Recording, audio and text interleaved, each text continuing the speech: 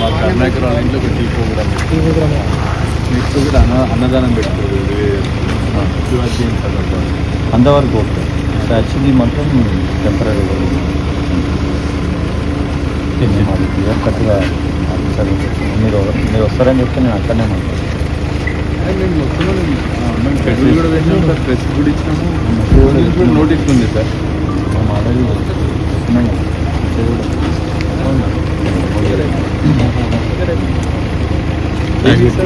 ఇక మేము పర్మిషన్ తీసుకోవాలి యాక్చువల్లీ వీలే సార్. ఇక మాకు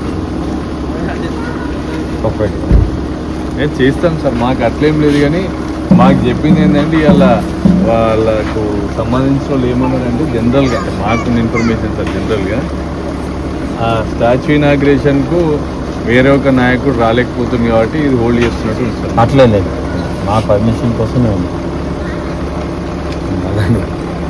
మా పర్మిషన్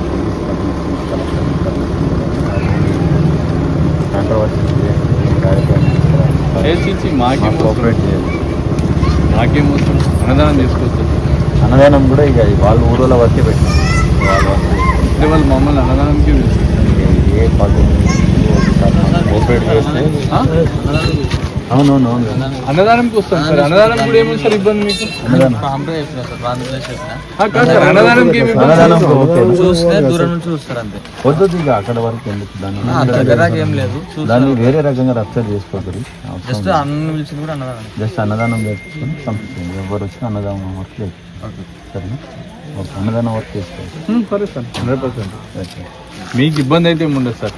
మీకు మాట ఇచ్చిన కాడికి చేసుకుంటాం, అన్నదానం కాడికి చేసుకుంటాం.